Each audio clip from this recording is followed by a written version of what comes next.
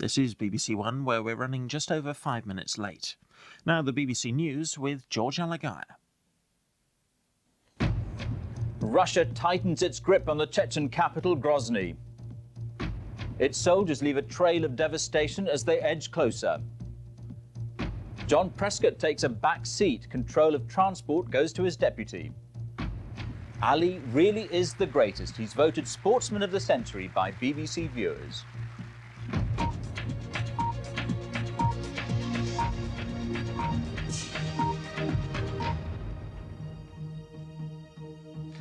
Good evening. The Russian army is reported to have captured an airbase on the outskirts of the Chechen capital, Grozny. Its forces spent the day dropping leaflets on the city, warning people to leave before shelling starts again. There's confusion at the borders, with hundreds of cars and trucks blocking routes in and out of the territory. Our special correspondent, Ben Brown, has been inside Chechnya and sent us this report. The Russians are closing in on Grozny. Tonight they say they've taken an airbase on its outskirts. Gradually, they are tightening the noose on the capital, but sooner or later they have to capture it too. Until they control Grozny, the Kremlin cannot say they control Chechnya. We need to take it, says this soldier. We must wipe out the bandits and bring peace. Outside Grozny, the Russians now have most of Chechnya, what's left of it, that is. Moscow says this is liberated territory. The rebels say it's occupied. What no one can doubt is that it's devastated. The farms are full of dead livestock. The landscape is littered with unexploded bombs. Even when this war is finally over, there'll be a lethal legacy. The sheer level of devastation inside Chechnya almost beggars belief. Whole areas of the republic were flattened in the last war that ended 3 years ago. Now, many of the buildings that were left standing then have been destroyed as well. If the Russians have won this war, there's no great prize to show for it. Just outside Grozny, this woman says that first the Russians shelled her house, then they looted it.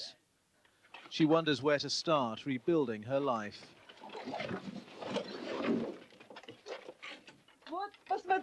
Look, she says, they've taken everything from my home. Is this the way soldiers fight? And there are other allegations that Russian soldiers have carried out atrocities here.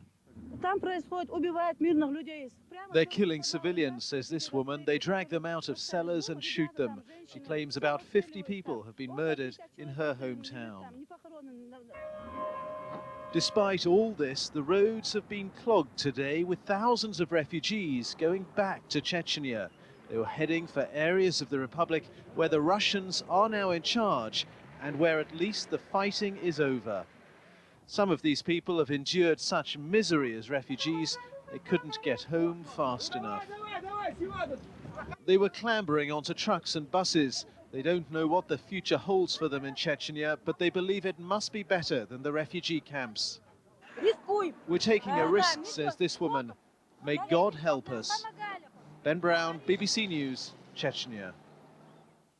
The Deputy Prime Minister, John Prescott, is to hand over day-to-day responsibility for transport policy to Lord MacDonald, one of his ministers.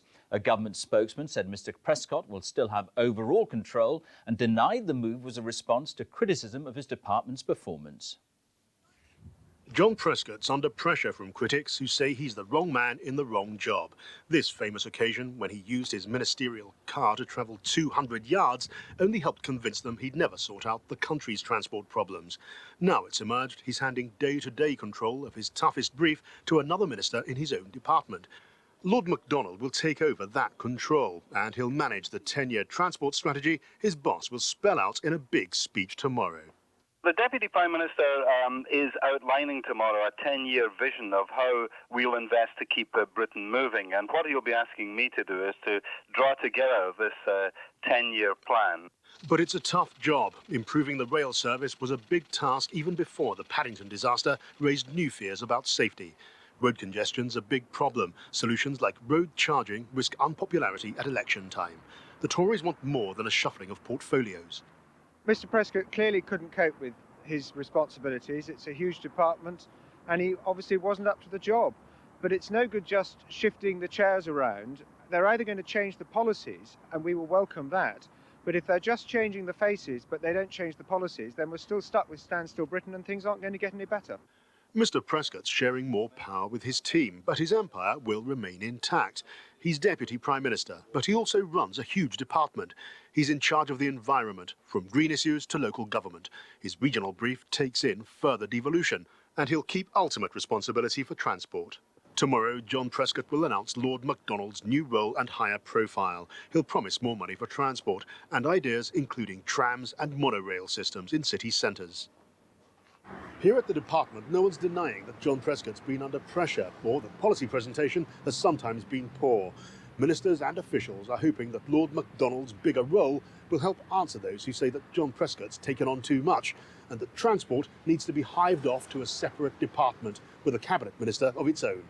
John Pienaar, BBC News, at the Department of the Environment, Transport and the Regions. A tanker with more than 20,000 tonnes of oil on board has split in two off the west coast of France. Rescue helicopters have picked up all 26 crew members.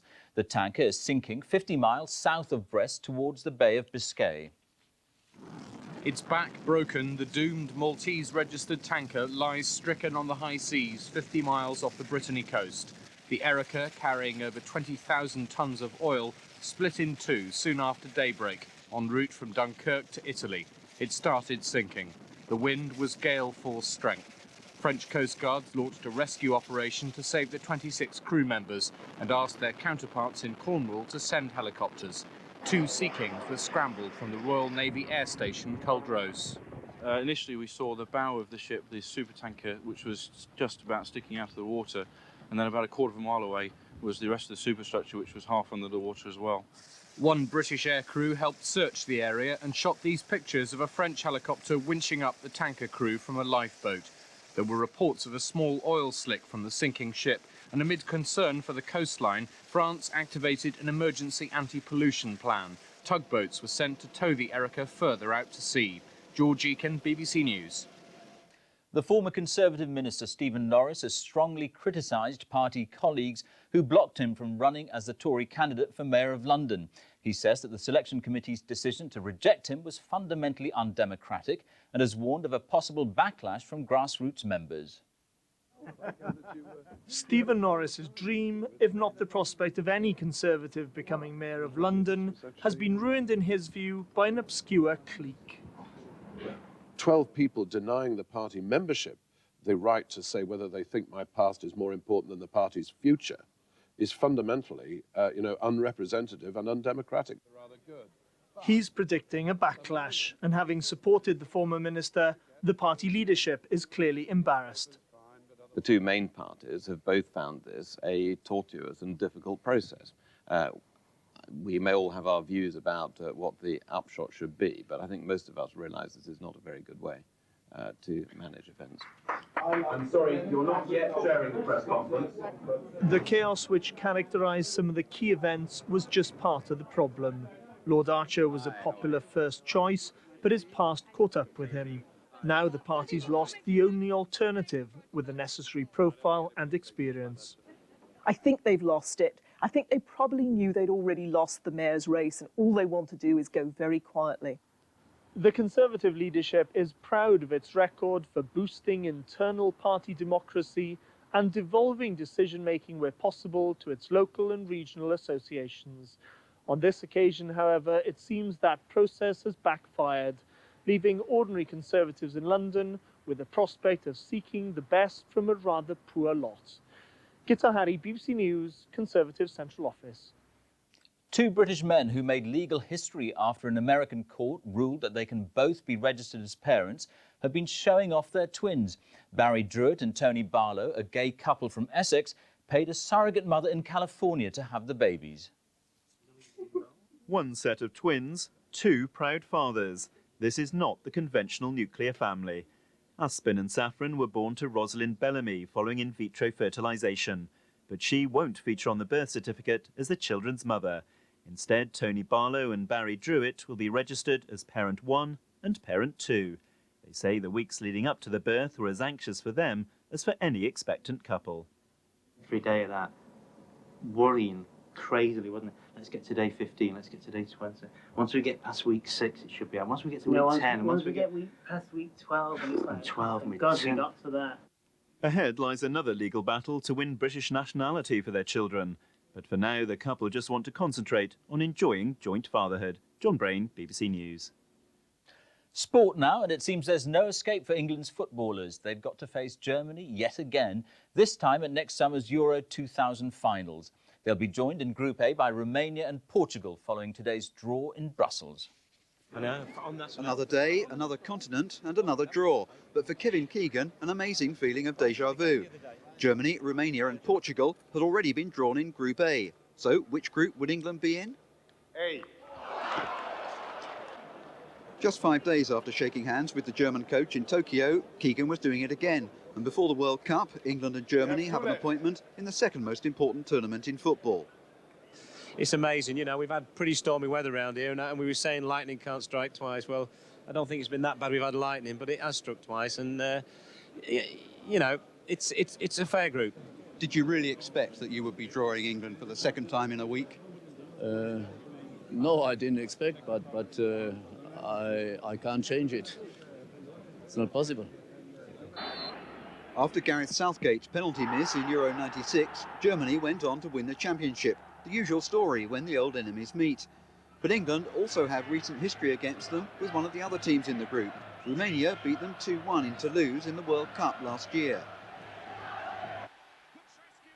At least England avoided Group D. Holland, the Czech Republic, France and Denmark are all former European champions. Kevin Keegan doesn't need reminding that since 1966, England have always finished second best to Germany in the major competitions. But in Euro 2000, 2 teams go through after the first stage. So for once, both countries could be winners. Neil Bennett, BBC News, in Brussels. The boxing legend Muhammad Ali has been voted BBC Sports Personality of the Century. Ali, the 3 times world heavyweight champion, was presented with the award at a ceremony in London tonight. A standing ovation for Muhammad Ali tonight from sporting greats past and present, for a man whose achievements have transcended boxing. At 57 and suffering from Parkinson's disease, Ali still managed a wave in acknowledgement. There are those who say his finest moment came in 1974 when he upset the odds to knock out George Foreman in the so-called Rumble in the Jungle. But he was never reluctant to remind everyone how good he was. And I'll whoop any man in the world, and I want everybody out there on TV to know it. I am the greatest. This evening, recognition from the British public, who gave Ali more votes for Sports Personality of the Century than all the other candidates put together.